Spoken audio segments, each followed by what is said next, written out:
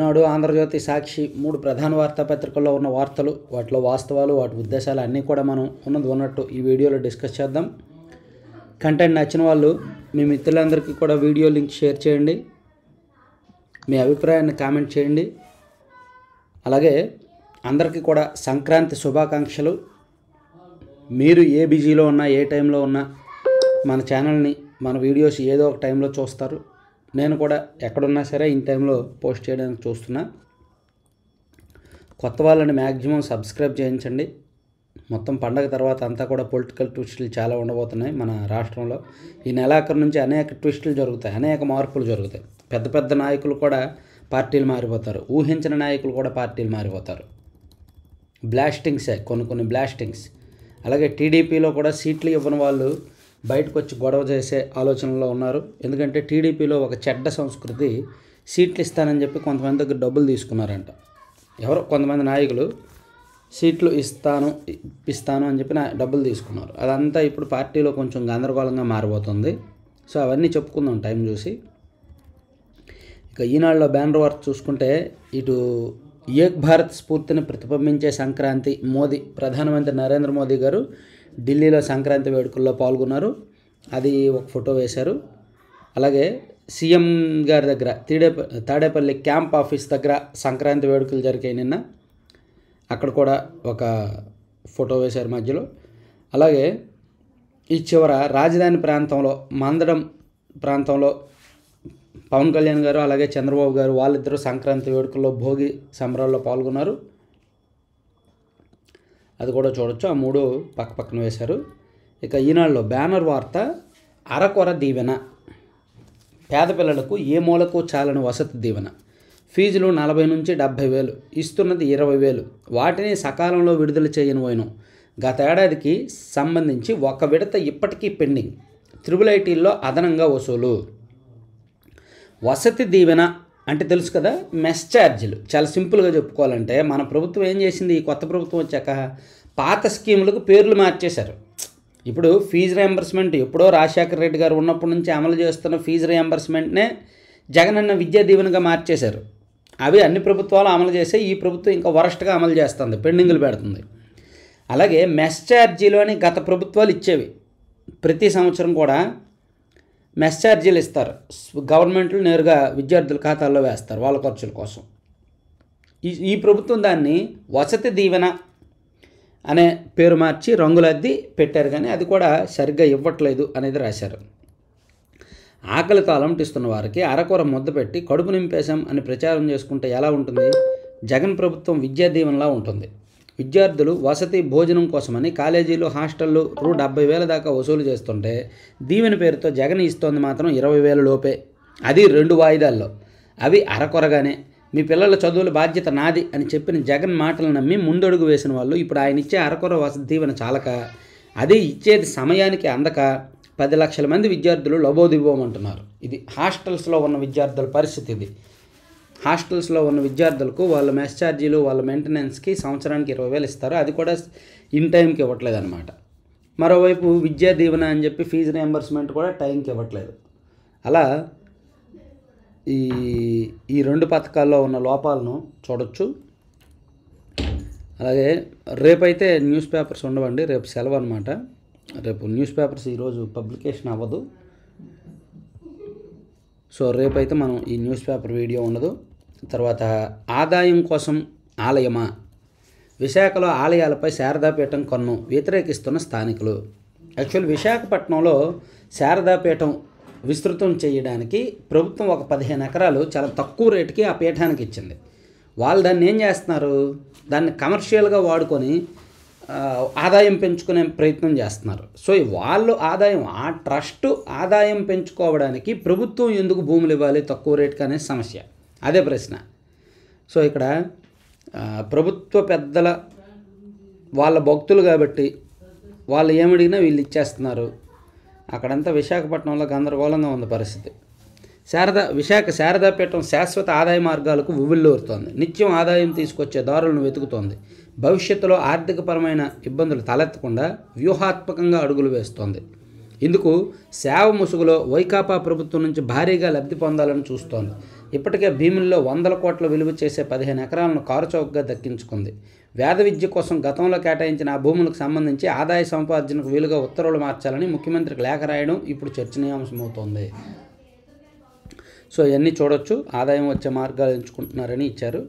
అలాగే ప్రజల బాధలు మాకు తెలుసు, మణిపూర్ ప్రజానీకాన్ని పరామర్శించే తీరిక మోదీకి లేదా, భారత్ జోడో న్యాయ యాత్రలో రాహుల్. సో రాహుల్ గాంధీ గారు తన పాదయాత్ర 2వ దశ ప్రారంభించారు. భారత్ జోడో న్యాయ యాత్ర అనే పేరుతో పాదయాత్ర జరుగుతోంది. దాదాపుగా 2000 కిలోమీటర్లు 2 నెలల పాటు ఆయన దేశవ్యాప్తంగా తిరగనున్నారు, ఆ చివరి నుంచి ఈ చివరికి. అలాగే ఈస్ట్ టు వెస్ట్ ఇప్పుడు జరుగుద్ది. సో అవన్నీ ఈనాడులో మొదటి పేజీలో ఇస్తే, కోడిపందాలు సంక్రాంతికి యాక్చువల్లీ కోడిపందాలు ఆపేస్తామని పోలీసులు చెప్తారు, కోడిపందాలు ఆపేయండి అని హైకోర్టులు చెప్తాయి. కానీ జరగాల్సిన పందాలు జరిగిపోతాయి, దాన్ని ఎవ్వరూ ఆపలేరు. ఓన్లీ ఆన్ పేపర్ మాత్రమే ఆపినట్టు రికార్డులు ఉంటాయి, కానీ ఆపే సీన్ ఉండదన్నమాట. సో అందుకే సంక్రాంతికి భారీగా కోడిపందాలు జరిగాయి అని, ఎక్కడెక్కడ ఏ విధంగా జరిగాయి అనేది ఈనాడులో లోపల పేజీల్లో రాశారు. అదొకటి చూడొచ్చు. అలాగే జగన్కు కౌంట్ డౌన్ మొదలైంది, సీఎం అహంకారాన్ని మంటల్లో తగలబెట్టాం, ప్రభుత్వంపై పోరాడుతున్న రాజధాని రైతులకు హ్యాట్స్ ఆఫ్. తెదేపా అధినేత చంద్రబాబు, జనసేనాని పవన్ కళ్యాణ్ రాజధానిలో సంక్రాంతి సంబరాల్లో పాల్గొన్న నేతలు. నారా నందమూరి కుటుంబాలు సంక్రాంతి సందడి వాళ్ళ సొంత ఊరిలో చేసుకున్న తర్వాత, ప్రజల బాధలు మాకు తెలుసు, వారి మనసులో మాట వినడానికే భారత్ జోడో న్యాయయాత్ర ప్రారంభంలో రాహుల్. అదొకటి లోపల పేజీలో కొంచెం పెద్ద వార్త ఇచ్చారనమాట. 67 రోజులు కొనసాగుతుంది. మణిపూర్ నుంచి మహారాష్ట్ర వరకు ఈ యాత్ర 67 రోజుల పాటు చేస్తాడు ఆయన. సో అలాగే సాక్ష్యాలు లేవంటూ కేసులకు సమాధి, తిరుపతి ఉప ఎన్నిక అక్రమాలపై సిఈసి ఆగ్రహం, తొందరగా తేల్చాలని డీజీపీ రాజేంద్రనాథ్ రెడ్డికి ఆదేశం, హడావిడి దిద్దుబాటు చర్యలు చేపట్టిన పోలీసులు. ఏం ఇస్తారు చెప్పండి? ఇప్పుడు ప్రభుత్వం అధికారంలో ఉంది, అధికారంలో ఉంటూ వాళ్ళు అవినీతికి అక్రమాలకు పాల్పడ్డారు. దాన్ని ఇప్పుడు పోలీసులు కనిపెట్టి రిపోర్ట్ ఇవ్వాలంటే పోలీసులను ఉంచుతారా? పోలీసులను సస్పెండ్ చేసి ఇబ్బంది పెట్టారు, వాళ్ళ నిజమైన రిపోర్ట్ వాళ్ళు ఎలా ఇవ్వగలరు? వాళ్ళ మీద ఒత్తిళ్ళు ఉంటాయిగా. ఇప్పుడు ఎవరు దొంగతనం చేశారో వాళ్ళే సాక్ష్యం చెప్పాల్సి వస్తుంది చివరికి. అక్కడ ఒక రకంగా తిరుపతి ఉప ఎన్నికల అక్రమాలకు సహకరించిందే పోలీసులు, ఇప్పుడు వాళ్ళనే రిపోర్ట్ అడుగుతున్నారంట. సీఎం గారు ఆక్వా వర్సిటీ ఏమైంది? ప్రచార ఆర్భాటంతోనే సరిపెట్టారు, పునాదులు దాటిన భవన నిర్మాణాలు, తుఫాను భవనంలో తరగతులు. ఆక్వా యూనివర్సిటీ చాలా యూనివర్సిటీలు మాట ఇచ్చి వదిలేశారులే, దాని గురించి ఏముంది. చాలా యూనివర్సిటీలు మాట ఇచ్చేసి వదిలేశారు, చాలా మాటలు మర్చిపోయారు, చాలా హామీలు గాలిలో కలిపేశారు. కానీ 99.5% అమలు చేస్తామని డప్పులు కొట్టుకుంటారు. జోగి రమేష్ అభ్యర్థిత్వాన్ని వ్యతిరేకిస్తూ ఫ్లెక్సీ. సో ఆయన పెనమలూరు నియోజకవర్గానికి వేస్తే అక్కడ కూడా ఆయన మీద వ్యతిరేకత ఉందంట. ఆయన వద్దు అని చెప్పి ఫ్లెక్సీలు కట్టి వైసీపీలో ఓ వర్గం బాగా వ్యతిరేకంగా ఉందంట. జమ్మలమడుగు వైకాపాలో బుసలం, ఎమ్మెల్యే తీరును వ్యతిరేకించిన మైలవరం ఎంపీపీ ఇతర నేతలు. జమ్మలమడుగు సీట్ మారుస్తున్నారుగా, నెక్స్ట్ లిస్ట్లో ఉంటుంది జమ్మలమడుగు. వైఎస్ అవినాష్ రెడ్డి గారు వస్తారు జమ్మలమడుగుకి. రైతుకు సంక్రాంతి ఏది? సీఎం జగన్ మంత్రులు ఆ పార్టీ నేతలకే పండుగ. కరువు కష్టం, తుఫాను నష్టంతో మునిగిపోయిన అన్నదాత, పేదలు, వ్యవసాయ కూలీలకు బతుకు దుర్భరమే. పండక్కి పెట్టుబడి రాయితీ ఇస్తాననేది ఒట్టి మాటే. నిజమే, సంక్రాంతికి పెట్టుబడి రాయితీ ఇస్తామన్నారు కదా. అలాగే మొన్న ఈ మధ్య వచ్చిన తుఫాను నష్టం కూడా ఇస్తామన్నారు కదా, ఏం ఇవ్వాల. మిచోంగ్ తుఫానుకు సంబంధించి పెట్టుబడి రాయితీ ఆ నష్టం అదేమి ఇవ్వలేదు, ఇన్సూరెన్సులు కూడా ఇవ్వలేదు. సో అందుకే రైతుకు సంక్రాంతి ఏది అని ఈనాడులో రాశారు. ఇదే వార్తను ఆంధ్రజ్యోతిలో కూడా రాశారండి. రైతులకు సంబంధించి ఎదురైన ఇబ్బందులను ఆంధ్రజ్యోతిలో కూడా అదే రాశారు. ఈరోజు కింద ఇచ్చారనుకుంటా. పాలక మీకేనా పండగ, రైతుకు ఉండరా అండగా. కరువు, తుఫానుతో భారీగా పంట నష్టాలు, అప్పుల పాలై ఆవేదనల అన్నదాతలు, ఆదుకోవాల్సిన పాలకపక్షం రాజకీయాల్లో బిజీ, నెలలు గడిచిన నిధులు విడుదలలో నిర్లక్ష్యం, సాయం చేయని సర్కారుపై రైతన్న గుర్రు, కర్షకుల లోగొల్లిలో కానరాని సంక్రాంతి అని రైతుల కష్టాలను ఇచ్చారనమాట. రైతులు ఈ విధంగా ఇబ్బందులు పడుతుంటే మీరేమో మాయమాటలు చెప్తున్నారా అని ఆంధ్రజ్యోతిలో కూడా, ఈనాడులోనే ఆంధ్రజ్యోతిలోనే అదే తరహా ఇచ్చారు. అదొకటి చూడొచ్చు మనం. అలాగే సందడిగా సంక్రాంతి వేడుకలు సీఎం క్యాంప్ కార్యాలయంలో సంక్రాంతి వేడుకలు సందడిగా జరిగాయి. అయితే ఇక్కడ ఏం చేశారంటే ఆ తాడేపల్లి ప్యాలెస్లో ఒక సెట్ వేశారు. వాళ్ళు సీఎం హోదాలో ఉంటూ దంపతులు ఇద్దరు. ఇప్పుడు సాధారణంగా ఇటువంటి సెట్లు ఎందుకు వేస్తారు? ఆలయాల సెట్టింగ్లు ఎవరైనా చూడలేని వాళ్ళ కోసం, అంత దూరం వెళ్ళలేని వాళ్ళ కోసం, ఆ ఖర్చు పెట్టుకోలేని వాళ్ళ కోసం సెట్టింగ్ల దగ్గరకు వేస్తారు, ఏదో ఎగ్జిబిషన్ మోడల్లో. అది నిన్న సీఎంఓలో క్యాంప్ కార్యాలయంలో వేశారంట. వేసి అక్కడ చంద్రబాబు గారిని తిట్టిస్తూ, పవన్ కళ్యాణ్ గారిని తిట్టిస్తూ పాటలు పాడించారంట. అది సంక్రాంతి సంబరాలు అంటే. అది సంక్రాంతి సంబరాల్లో కూడా ప్రత్యర్థులను తిట్టడమే. సంక్రాంతికి సంబరాలు రాంబాబునే, భోగి వేడుకల్లో అంబటి రాంబాబు నృత్యాలు. అంబటి రాంబాబు సంబరాలు రాంబాబే అంటూ తన ప్రజా జీవితంపై ప్రత్యేకంగా రూపొందించిన పాటకు రాష్ట్ర జలవనరుల శాఖ మంత్రి అంబటి రాంబాబు యువకులతో పోటీగా నృత్యాలు చేశారు. పల్నాడు జిల్లా సత్తెనపల్లి పట్టణంలోని ఆయన శాశ్వతంగా నృత్యాలు చేసుకుంటారు. కొన్ని రోజులు, ఒక 3 నెలలు ఉంటే చాలు. 3 నెలలు ఉంటే చాలు, ఇంకా అదే పనిలో ఉండొచ్చు. మేబీ సినిమాల్లో అవకాశాల కోసం ట్రై చేస్తున్నారేమోలే. రాంబాబు మీకు ఇవే చివరి సంబరాలు. మంత్రిపై వైకాపా ఎంపీటీసీ సభ్యురాలి ఆగ్రహం. వైసీపీ ఎంపీటీసీ సభ్యురాలి ఆగ్రహం అంట. దాన్ని ఈనాడులో పెద్ద వార్త వేశారు. కాలు దువ్వి కత్తి దూసి. సో కోడి పందాలు ఎక్కడ ఆగవు, ఎక్కడ ఆగలేదు, ఆపలేరు. కోర్టులు చెప్తాయి కోడి పందాలు జరగకూడదని, పోలీసులు చెప్తారు కోడి పందాలు జరిగితే కఠిన చర్యలు తీసుకుంటామని. కానీ అక్కడ జరగాల్సినవి జరిగిపోతాయి అన్నమాట. అంపాపురంలో బరితెగింపు. క్యాజినో తరహా జూద కేంద్రం నిర్వహణ. 50,000 మందితో నడుస్తున్న జూద కేంద్రం. నిర్వాహకుడు ఎమ్మెల్యే వంశీకి ప్రధాన అనుచరుడు. చీకోటి ప్రవీణ్తోనూ ఈ వైకాపా నేతకు సంబంధాలు. సో కోడిపందాలు అందరూ వేస్తున్నారులే. ఆ 3 జిల్లాలు, ముఖ్యంగా తూర్పుగోదావరి, పశ్చిమ గోదావరి, కృష్ణ, ఈ 3 జిల్లాల్లో ఎక్కువ అవుద్ది. దాన్ని ఎవరు ఆపలేరు, ఆపే ప్రయత్నం కూడా చెయ్యరు. పైగా పోలీసులకి ఇదే మంచి సీజన్. ఒక్కో పోలీస్ స్టేషన్కు 5 లక్షలు వెళ్తుంది క్యాష్. కొన్ని ప్రాంతాల్లో ఒక్కో పోలీస్ స్టేషన్కు 20 లక్షలు కూడా వెళ్తుంది క్యాష్.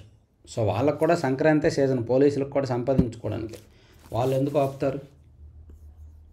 సో ఈనాడు అయిపోయింది. తర్వాత సాక్షి చూసుకుంటే, సాక్షిలో ఊరిస్తున్న ఊరు. రాష్ట్రంలో ఏ గ్రామాన్ని చూసినా మారిపోయిన రూపురేఖలు. మా ఊర్లో ఏం మారలేదే. నేను ఇప్పుడు మా ఊరు వచ్చా, సంక్రాంతికి ఏం మారలేదే. ఈ సాక్షి వాళ్ళు ఏమైనా మా ఊర్లో దగ్గరలో ఉంటే రండి ఒకసారి, ఏం మారిందో చూపించండి నాకు. నాకైతే ఏం మారినట్టు కనిపించలే. నేను మా ఊరు వచ్చా, మా ఊర్లోనే ఉన్నా, మా సొంత ఊర్లోనే ఉన్నా. మాది కొంచెం పెద్ద ఊరే, 2600 ఓటింగు, అన్ని కమ్యూనిటీస్ ఉంటారు. బీసీలో ఎక్కువ 90%, బీసీలో కూడా భిన్నమైన కమ్యూనిటీస్ ఉంటారు. సో మా ఊర్లో అయితే ఏం మారలా. నేను చిన్నప్పటి నుంచి ఎలా ఉన్నదో గత 10 ఏళ్ళలో అయితే ఎటువంటి మార్పు రాలేదని నేను చెప్పగలను.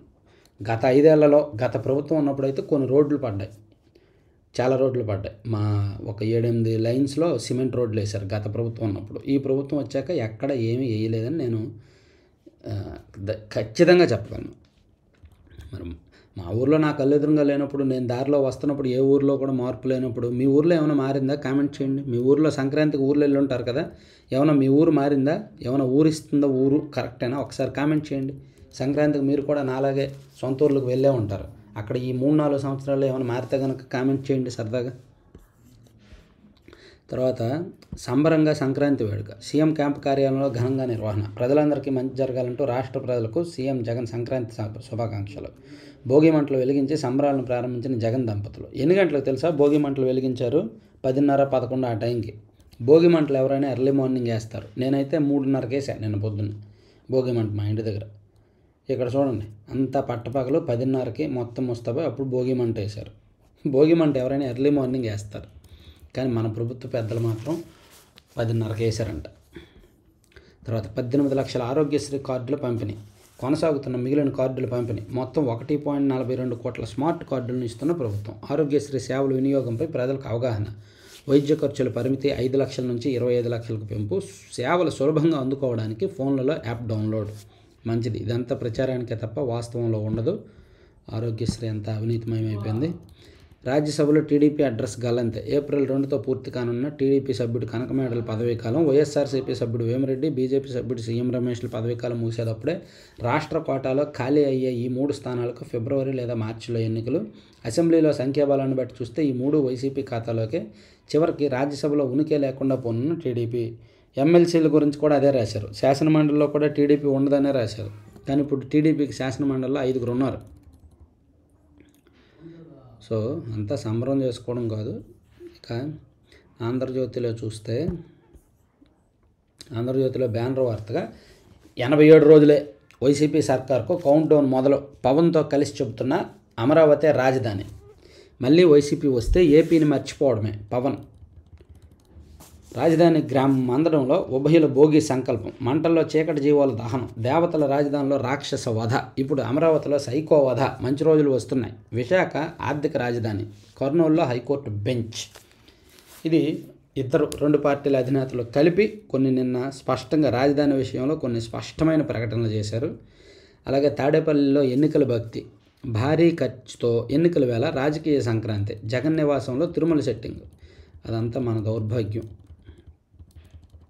ఇక కబ్జాల భూపాలుడు. కర్నూలు జిల్లాలో ఒక భూపాలుడు అనే పేరుతో ఒక ఎమ్మెల్యే గారు ఉన్నారు తెలుసుగా. అతని గురించి వేశారు. జోరుగా భూ కబ్జాలు, దందాలు, సెటిల్మెంట్లు, వక్ఫ్ భూములు కబ్జా, జోరుగా ఎర్రమట్టి, ఇసుక రవాణా, అనుచరుల ముందు అనుచరుల రాక, ఆపై ఆయనతోనే పంచాయతీ, తుపాకీతో సోలార్ కాంట్రాక్టర్కు బెదిరింపులు, ఎర్రమట్టి రవాణాలో తనయుడికి మామూళ్ళు, బావమరిదికి కీలక కాంట్రాక్టులు, నాయకుడి అండతో అనుచరులు అక్రమాల బాట. అది పరిస్థితి. చూసారా? సో ఎమ్మెల్యేలు ఏ విధంగా బరితెగిస్తున్నారు అనేది ప్రతిరోజు కూడా ఆంధ్రజ్యోతిలో వేస్తున్నారు. సరే, ఇక్కడతో 3 పత్రికల అంశాలు ముగిద్దాం. మరిన్ని కీలకమైన అంశాలతో మనం మళ్ళీ నెక్స్ట్ వీడియోస్ చేద్దాం, కొనసాగిద్దాం. నేను మా ఊర్లో ఉన్నా సరే ఇంపార్టెంట్ ఇష్యూస్ మీద, అప్డేట్స్ మీద ఎప్పటికప్పుడు వీడియోస్ చేస్తూనే ఉంటాను. Thank you.